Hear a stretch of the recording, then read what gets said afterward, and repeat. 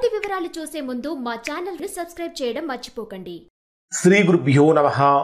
శ్రీ మహాసరస్వత్యై నమః. ఓం నమః శివాయ. నారాయణ శాస్త్రి ఆస్ట్రాలజీ ఛానల్ వీక్షిస్తున్నటువంటి ప్రేక్షక మహాశీలకు స్వాగతం, సుస్వాగతం. ఈరోజు మనము 2025వ సంవత్సరం జూలై 28వ తేదీ నుంచి సెప్టెంబర్ 13వ తేదీ వరకు కుజ శని గ్రహాల పరస్పర వీక్షణము, కుజరాహు గ్రహాల షష్టాష్టక ప్రభావం, అలానే శనికేతు గ్రహాల యొక్క షష్టాష్టక ప్రభావం అనేది సంవత్సరం అంతా ఉంటుంది. ఇది ఒక విచిత్రమైనటువంటి పాపగ్రహాలతో కూడినటువంటి సంబంధం. దీనిని దుష్టారిష్ట యోగం అంటాం. ఈ దుష్టారిష్ట యోగం యొక్క ప్రభావం వ్యక్తుల మీద, వ్యవస్థల మీద, దేశాల మీద ఏ విధంగా ఉంటుంది అనే విషయం మనం ఒక గత వీడియోలో చెప్పుకున్నాం. అంటే వ్యక్తుల గురించి ఓవరాల్గా చెప్పుకున్నాం, కానీ పర్టికులర్గా మేషరాశి వారికి ఏ విధంగా ఉంటుంది, వృషభ రాశి వారికి ఏ విధంగా ఉంటుందని తెలియచేయలేదు. ఇక్కడ అంటే మనం రెగ్యులర్గా రాశి ఫలితాలు తెలియజేస్తాము. అయినప్పటికీ కూడా ఈ 47 రోజుల పాటు ప్రత్యేకమైనటువంటి పరిహారాలు కనుక పాటించినట్లయితే ఈ దుష్టారిష్ట యోగం యొక్క ప్రభావం నుంచి తప్పించుకోవచ్చు. అంటే ప్రతికూలమైనటువంటి ఫలితాలు పొందకుండా మంచి ఫలితాలు పొందడానికి అవకాశం ఉంటుంది. అసలు ఏమిటి ఈ కుజశని గ్రహాల వీక్షణ ఏమిటి, కుజరాహు గ్రహాల షష్టాష్టక సంబంధం ఏమిటి, శనికేతు గ్రహాల షష్టాష్టక సంబంధం ఏమిటి, ఇవి మేషరాశి వారికి ఏ ఏ స్థానాలలో ఉన్నాయి, వాటి వలన ఎటువంటి ఫలితాలు పొందుతారు, ఎటువంటి జాగ్రత్తలు పాటించాలి, ఎటువంటి పరిహారాలు చేసుకోవాలి అనేటటువంటి విషయాన్ని కొంచెం క్లుప్తంగా తెలియజేస్తాను. ఇక్కడ ప్రధానంగా తీసుకుంటే మేషరాశికి రాస్యాధిపతి ఎవరు అంటే కుజుడు. మీ రాస్యాధిపతి అయినటువంటి కుజుడు మీ జన్మరాశికి 6వ స్థానం అంటే కన్యారాశిలో రోగస్థానంలో, పాపస్థానంలో, శత్రుస్థానంలో సంచరిస్తున్నాడు. అలానే మేషరాశి వారికి 10వ స్థానాధిపతి, కర్మస్థానాధిపతి అయిన శని 12వ స్థానంలో వ్యయంలో సంచరిస్తున్నాడు. కేతు వచ్చేటప్పటికీ మీ జన్మరాశికి 5వ స్థానంలో సంచరిస్తున్నాడు, రాహువు లాభస్థానంలో సంచరిస్తున్నాడు. ఇక్కడ కుజుడి యొక్క కారకత్వాలను కనుక పరిశీలించినట్లయితే కుజుడు మీ జన్మరాశికి 6వ స్థానంలో అంటే షష్ఠభావ సంచారం, రోగస్థానంలో సంచరించేటప్పుడు సహజంగా ఏం జరుగుతుందంటే కుజుడు వేటికారకుడు అంటే శారీరకమైన శక్తికి, ధైర్యానికి, ఆస్తులకు, సాహసాలకు, పోలీసుకు సంబంధించిన వ్యవహారాలు, వీటన్నిటికీ సంబంధించిన కారక గ్రహం. కానీ ఎప్పుడైతే మేషరాశికి రాస్యాధిపతి అయినటువంటి కుజుడు 6వ స్థానంలోకి ప్రవేశిస్తాడో, 6వ స్థానంలోకి ప్రవేశించి శని వీక్షణంతో రాహు యొక్క షష్టాష్టక సంబంధంతో ఏర్పడినప్పుడు సహజంగా శారీరకమైనటువంటి బలం తగ్గుతుందా అనిపిస్తుంది. అంటే శ్రమ పెరిగిపోతుంది, విశ్రాంతి తగ్గిపోతూ ఉంటుంది. ఇక్కడ శత్రుగ్రహంగా ఉన్నటువంటి రాహువుకి కుజుడికి మధ్య షష్టాష్టక సంబంధం ఉండటం వలన మేషరాశి వారికి రహస్య శత్రువులు పెరిగిపోతూ ఉంటారు. రహస్య శత్రువులు అంటే ఒక రకంగా చెప్పాలంటే అంతర్గత శత్రువులను కూడా చెప్పచ్చు. అంటే శత్రువు కనుక బయటివాడైతే మన కంటికి కనిపిస్తాడు. అంతర్గత శత్రువులు ఏ విధంగా ఉంటారంటే మనం తీసుకునేటటువంటి ఆహార పదార్థాలతో పాటు మనలో ఉండేటటువంటి మనము చేసేటటువంటి పనుల వలన వచ్చేటటువంటి శత్రువులు. ఈ రకంగా అంటే రహస్య శత్రువులు పెరిగిపోతూ ఉంటారు.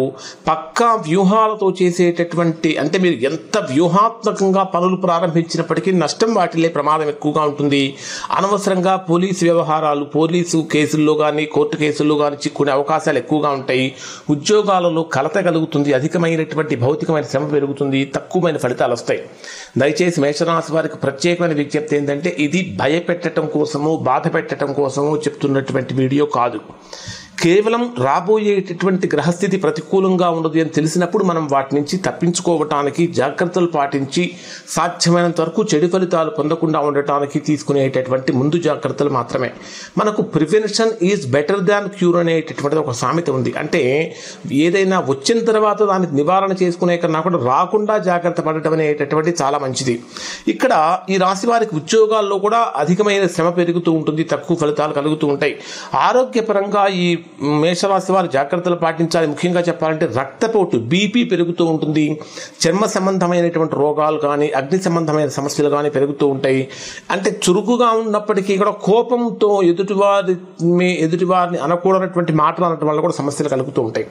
మరి శని గ్రహాల యొక్క పరస్పర వీక్షణ ఉంది కదా, మరి శని ప్రభావం ఏ విధంగా ఉంటుందంటే 12వ స్థానంలో సంచరించేటటువంటి శని గ్రహం యొక్క ప్రభావం కారణం చేత కర్మ ఫలితాలు, ఆలస్యము అంటే ప్రతి పనిలో ఆలస్యం జరగటం కానీ శ్రమ పెరిగిపోవటం ఇట్లాంటివి పెరుగుతాయి.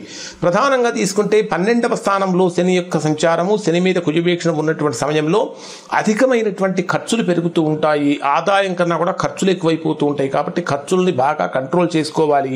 ఈ కుజుడి మీద శని వీక్షణ ఉన్నప్పుడు ఏం జరుగుతుందంటే ఆకస్మికమైనటువంటి హాని జరగటం కానీ, భద్రతా సమస్యలకు సంబంధించినటువంటి ఇబ్బందులు కానీ, లేదా విపరీతమైనటువంటి శారీరక శ్రమకు శని వలనం కూడా కలుగుతుంది. ముఖ్యంగా చెప్పాలంటే నిద్రలేమి, ఎంత బాగా నిద్రపోదాం కాబట్టి నిద్ర పట్టకపోవటం, విపరీతమైనటువంటి ఒత్తిడి, ఏదో ఒక కారణం చేత ఒత్తిడి పెరిగిపోవటం, ఆధ్యాత్మికపరమైనటువంటి కలతలు ఏర్పడతాయి. ఇక్కడ మీరు ఈ ప్రధానమైనటువంటి జాగ్రత్తలు ఏంటంటే ఖర్చులను నియంత్రించుకోవటం అనేది ప్రధానంగా చెప్పదగిన సూచన. శనిగ్రహం యొక్క అనుగ్రహం పొందాలి అంటే వృద్ధులకు, పెద్దవాళ్లకు, అనాథలకు వీళ్ళ కనుక సేవ చేసినట్లయితే మంచి ఫలితాలు పొందుతారు. తర్వాత రాహుగ్రహాల యొక్క షష్టాష్టక సంబంధం గురించి చెప్పుకున్నాం మనం. రాహు ఎక్కడున్నాడు అంటే లాభస్థానంలో సంచరిస్తున్నాడు. రాహు యొక్క ప్రధానమైనటువంటి క్యారెక్టర్ ఏమిటంటే, అంటే కారకత్వం ఏమిటంటే మాయలు, మోసాలు, ఆకస్మికమైనటువంటి వ్యూహాలు, అక్రమ సంపాదన. ఎప్పుడైతే లాభస్థానంలో రాహు యొక్క సంచారం ఒక రకంగా యోగదాయకం అయినప్పటికీ రాహు గ్రహాల యొక్క షష్టాష్టక సంబంధం వల్ల ఆర్థికంగా మీరు ఆశించినంత గొప్పగా అనుకూలంగా ఉండకపోవచ్చు. కొంతమందికి అక్రమమైనటువంటి మార్గాల్లో డబ్బు వచ్చే అవకాశం కనిపిస్తుంది మేషరాశి వారికి. కానీ తర్వాత నష్టం జరుగుతుంది, పరువు ప్రతిష్టలు కోల్పోయే ప్రమాదాలు కూడా ఉంటాయి. కాబట్టి జాగ్రత్తలు పాటించాలి.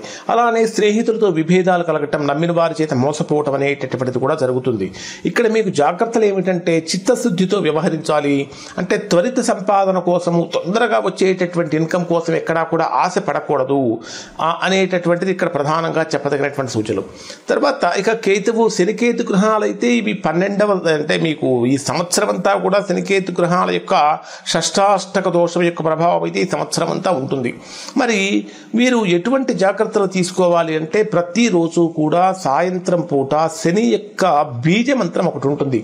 ఓం ప్రాం ప్రీం ప్రౌం సహ శనైశ్చరాయ నమః అనేటటువంటి మంత్రాన్ని ఈ 47 రోజుల పాటు ఒక 108 సార్లు కనుక చేసినట్లయితే ఈ శని గ్రహాల యొక్క పరస్పర వీక్షణ దోషం అనేటటువంటిది తగ్గుతుంది.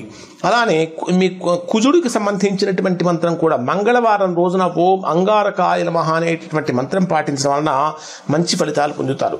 అన్నింటికంటే ప్రధానం ఏమిటంటే మేషరాశి వారికి ఆరోగ్యపరంగా కొంచెం ఎక్కువ ఒత్తిడి ఎదుర్కొంటున్నారు కాబట్టి, ఇబ్బందులు పడుతున్నారు కాబట్టి ఆరోగ్య దోష నివారణ కోసం ప్రతిరోజు కూడా సూర్య నమస్కారాలు చేయడం కానీ, ఆదిత్య హృదయం పారాయణ చేయటం వలన కానీ మంచి ఫలితాలు పొందుతారు. ఇంకా ఇక్కడ మీకు అంటే ఫైనల్ కంక్లూజన్ ఏమిటంటే ఇది మేషరాశి వారికి 47 రోజుల పాటు బుద్ధికి సంబంధించినటువంటి పరీక్షా కాలం. అంటే మీ యొక్క తెలివితేటలకి, మీరు తీసుకునే నిర్ణయాలకి, మీరు చేసేటటువంటి పనులకు సంబంధించినటువంటి ఒక పరీక్షా కాలం అని చెప్పాలి. అంటే శక్తి ఉన్నప్పటికీ కూడా ఉపయోగించలేనటువంటి స్థితి కలుగుతూ ఉంటుంది. కాబట్టి ధైర్యంగా, ఆధ్యాత్మికంగా నిలబడినటువంటి వారికి ఇది ఒక గొప్ప ఫలితాన్ని ఇస్తుందని చెప్పాలి. ఇక్కడ ఎక్కడా కూడా ఎవరు భయపడాల్సినటువంటి అవసరం లేదు. శ్రమ ప్లస్ శ్రద్ధ ప్లస్ శాంతి, అంటే శ్రమ ఉండాలి, శ్రద్ధ ఉండాలి, చేసేటటువంటి పని శాంతితో చేయాలి. అంటే ఆవేశంతో, ఆగ్రహంతో కాకుండా శ్రమ ప్లస్ శాంతి ప్లస్ శ్రమ, శాంతి, శ్రద్ధ ఈ 3 కనుక కలిగినట్లయితే ఖచ్చితంగా మేషరాశి వారు విజయ స్థానాన్ని, విజయ మార్గాన్ని పొందుతారు అని చెప్పడంలో ఎలాంటి సంశయము లేదు. ఇది మేషరాశి వారికి రాహుగ్రహాల షష్టాష్టక సంబంధం, శని గ్రహాల పరస్పర వీక్షణం, శనికేతు గ్రహాల యొక్క షష్టాష్టక సంబంధానికి సంబంధించినటువంటి వీడియో. శుభం.